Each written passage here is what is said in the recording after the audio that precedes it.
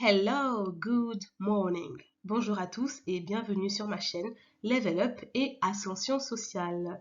Pour les anciennes et les anciens, vous connaissez déjà la chanson, donc faites comme chez vous. Pour les nouvelles et les nouveaux, bonjour, bienvenue sur ma chaîne. Je m'appelle Casey, je suis franco-américaine et je suis également une coach certifiée en psychologie et en relations amoureuses. Alors, sur ma chaîne, je décide d'aborder les problématiques sous le prisme de l'ascension sociale et également de la psychologie. Et j'étudie et j'analyse en profondeur les différents couples formés par vos célébrités afin de vous donner les meilleurs conseils et les meilleures astuces. Mon mail est affiché, n'hésitez pas à me contacter, soit pour réserver un coaching avec moi, soit pour tout simplement me suggérer des idées de vidéos pour la prochaine fois. Le sujet du jour. Aujourd'hui, on va parler du cas de Coco Emilia, la célèbre influenceuse d'origine camerounaise, parce qu'elle est dans un sale état, il faut le dire. Il y a du moins plusieurs médias camerounais qui l'ont confirmé. Donc aujourd'hui, on va se poser la question suivante. Est-elle en dépression? Est-elle devenue folle? Ou bien s'agit-il de la sorcellerie?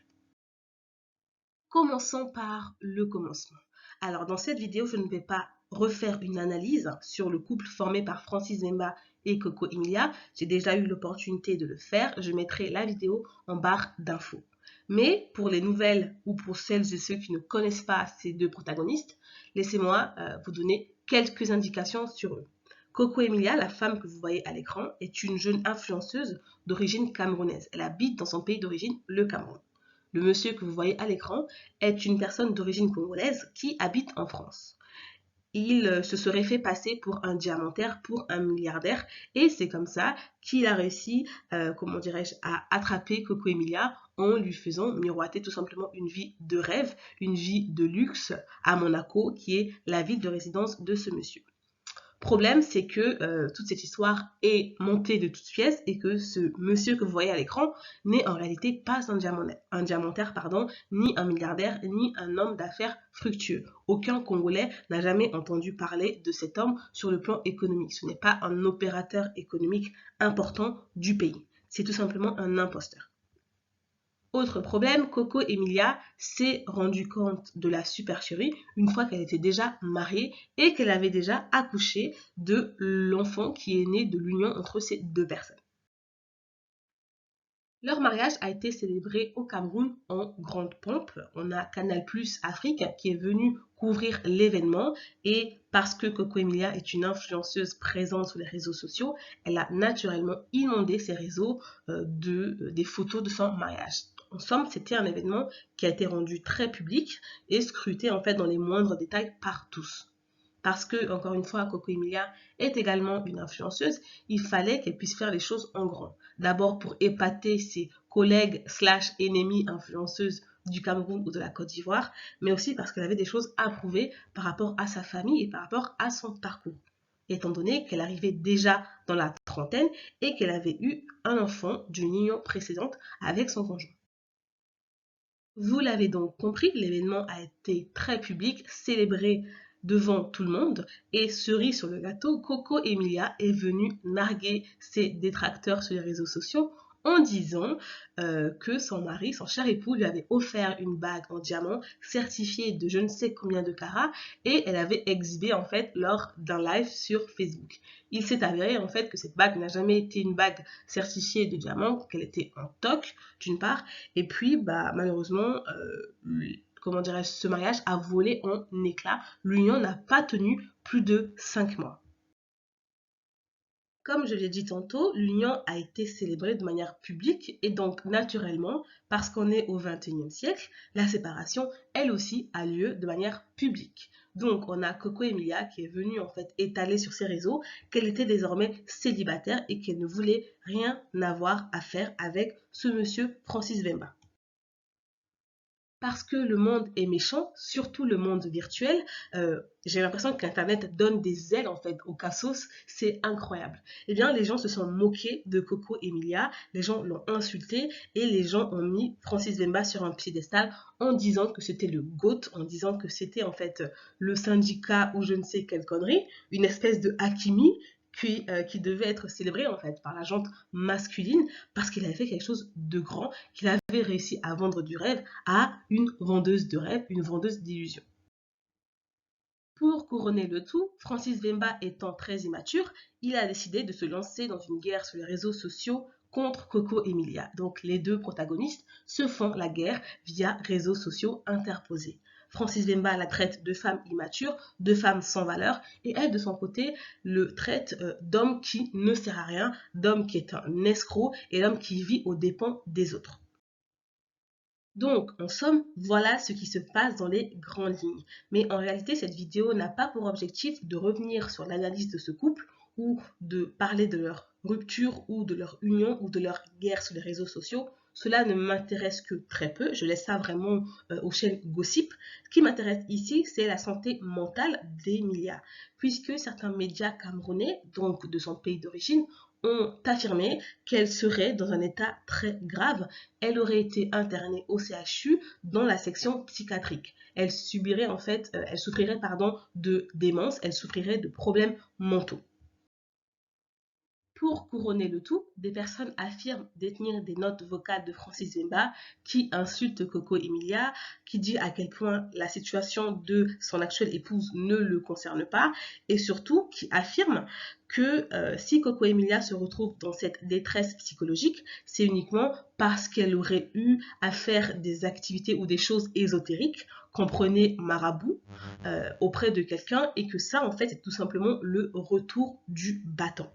Donc, ce qui se passe, selon ces sources-là, c'est que Francis Zemba aurait affirmé que Coco Emilia est tout simplement victime de ses propres actes, en fait, notamment sur la partie spirituelle.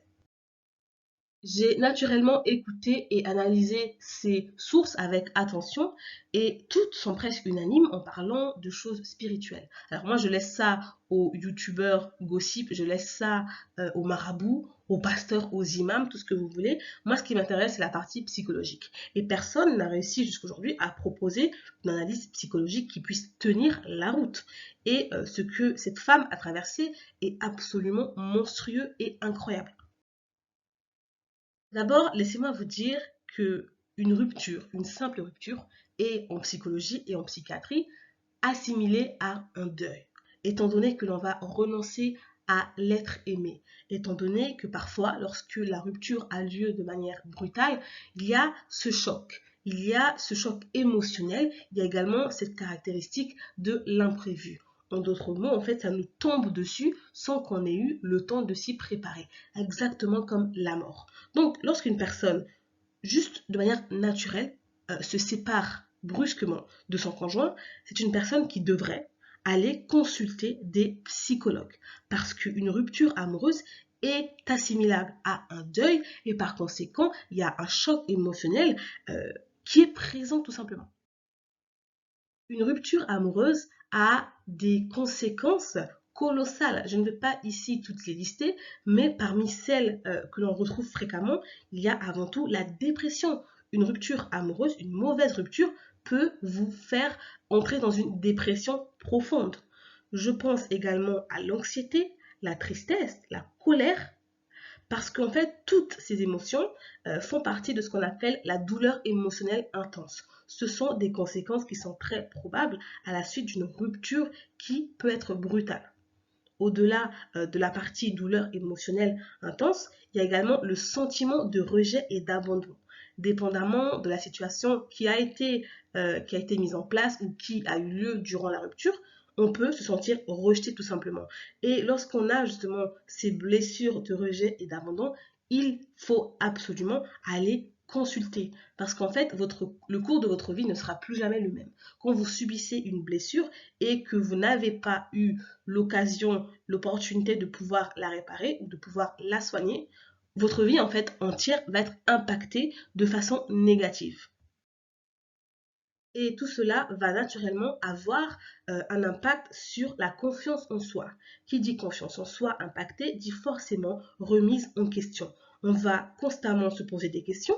On va se poser la question suivante, mais qu'est-ce que j'ai fait de mal? Est-ce que j'étais assez bien pour l'autre? Donc, ça entraîne aussi de la dévalorisation de notre propre personne. Et parfois, lorsque les choses sont très graves, cela peut conduire à un isolement social. C'est-à-dire qu'on va arrêter de sortir, on va arrêter de fréquenter en fait des personnes que l'on avait l'habitude de fréquenter. On va tout simplement arrêter de vivre socialement.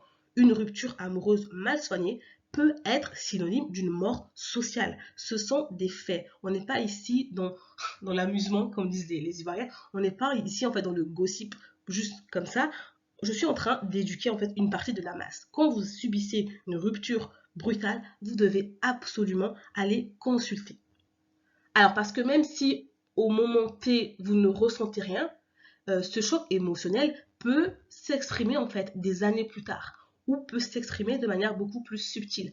Parfois, vous allez faire des choix qui sont complètement insensés pour certaines personnes, mais c'est parce que au fond du fond, vous manquez de confiance en vous.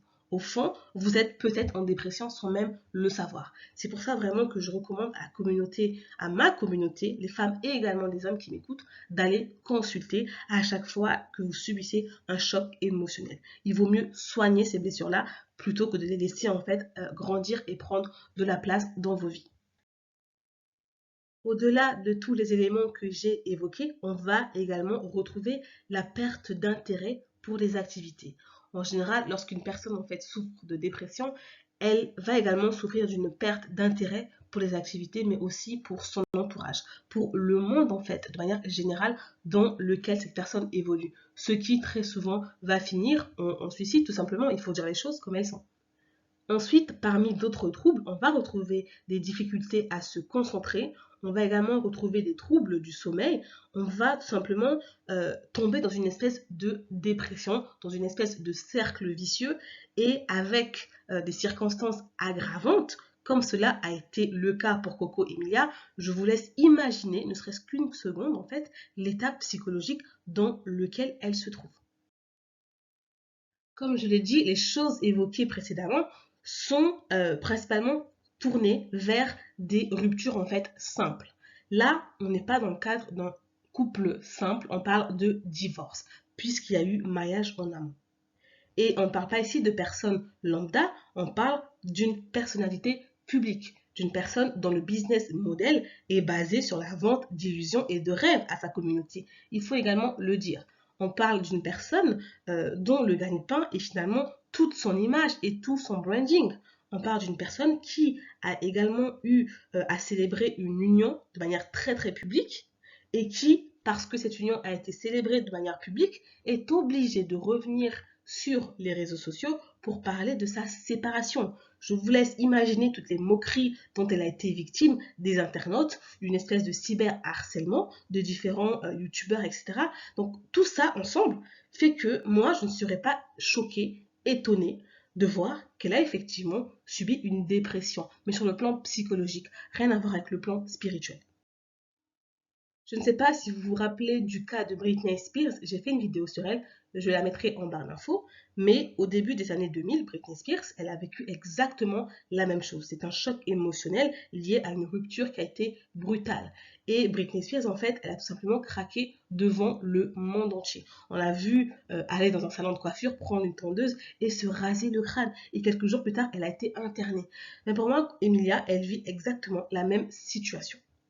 Sauf qu'en fait, on est en Afrique, et en Afrique, lorsqu'une personne est malade, au lieu normalement et en premier lieu de la diriger vers un hôpital, on va la diriger vers des choses un peu ésotériques. Le cas d'Emilia est d'autant plus grave que Francis Bemba l'enfonce de jour en jour. Et il brille par une espèce d'immaturité qui n'a pas de nom et d'une espèce d'inconsistance intellectuelle qui, moi, me laisse perplexe. Selon l'étude que je mettrai naturellement en barre d'infos, il y a des facteurs qui sont aggravants, des facteurs de risque. Et parmi les personnes les plus susceptibles de tomber en dépression après une rupture, on retrouve les couples récents. On va également retrouver des couples en union libre.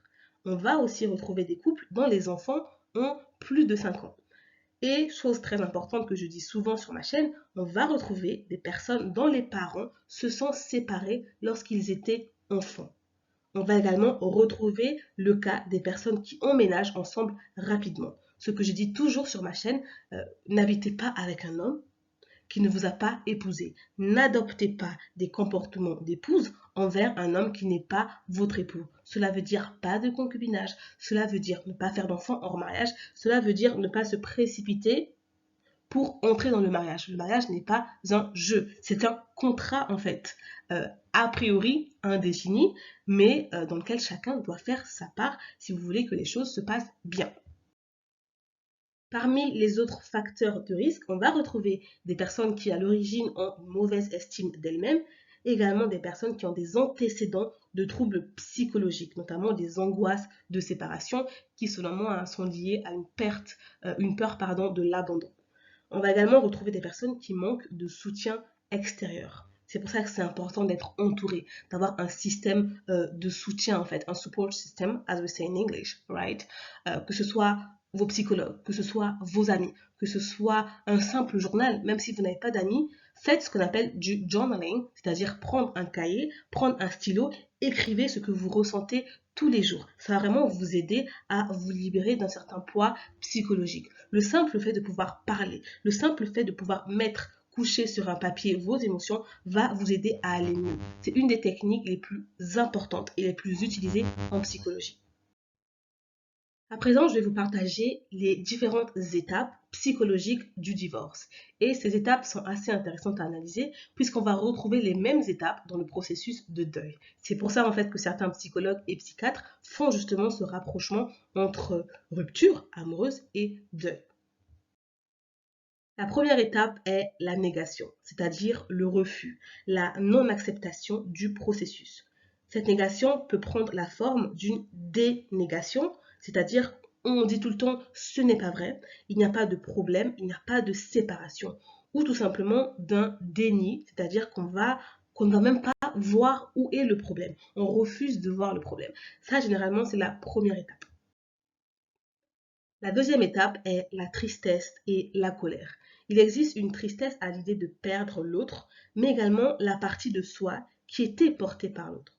La colère peut être tournée contre l'autre ou contre soi-même, ce qui, dans la plupart des cas, conduit au suicide tout simplement. On va ensuite retrouver à la troisième étape la résignation.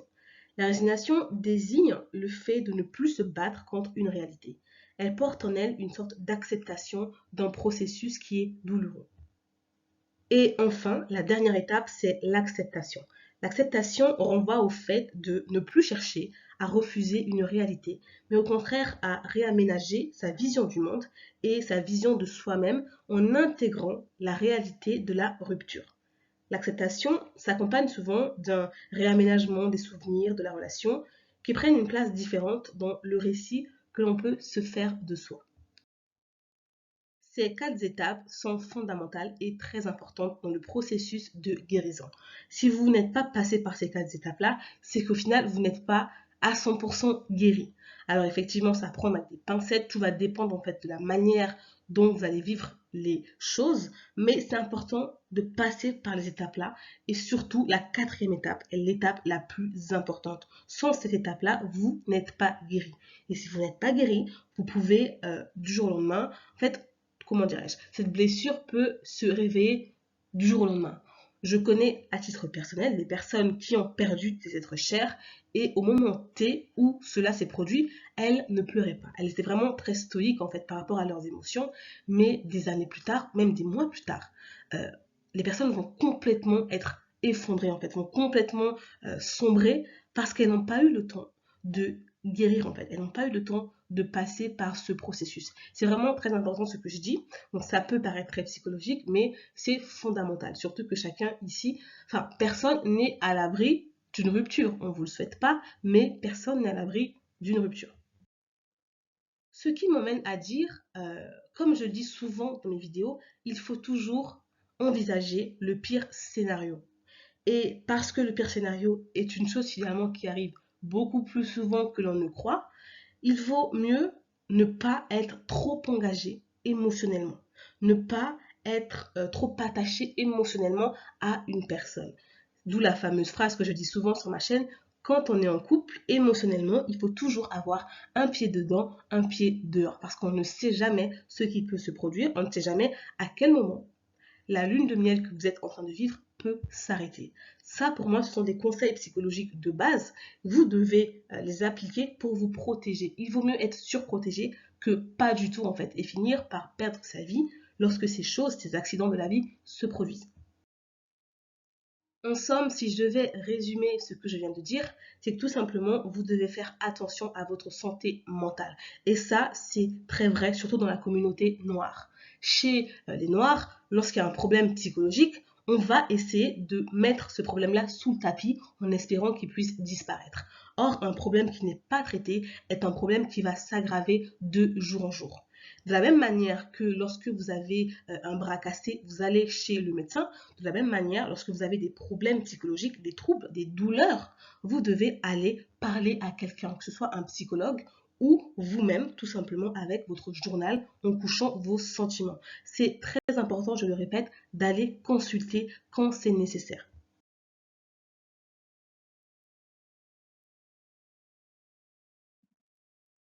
Voilà ce que j'avais à dire par rapport à la situation de Coco Emilia. J'ai volontairement refusé de tomber dans la partie spirituelle ésotérique parce que ce n'est pas mon travail, je ne suis pas pasteur. Je suis en revanche une personne qui est formée, qualifiée pour comprendre les problèmes psychologiques des personnes. Donc, nous arrivons à la fin de cette vidéo. Merci d'avoir écouté jusqu'au bout. J'espère que vous aurez appris au moins une notion. Et puis, n'hésitez pas à vous abonner à la chaîne. N'hésitez pas à devenir membre également, c'est très important. Il y a beaucoup de choses qui se passent du côté des membres, donc n'hésitez pas à aller y faire un tour. Cliquez sur le lien que je mettrai en barre d'infos pour devenir membre. Et voilà. Je vous remercie d'avoir regardé jusqu'au bout. Je vous dis à très bientôt. N'oubliez pas de vous abonner à la chaîne, liker, commenter et à partager. À très bientôt.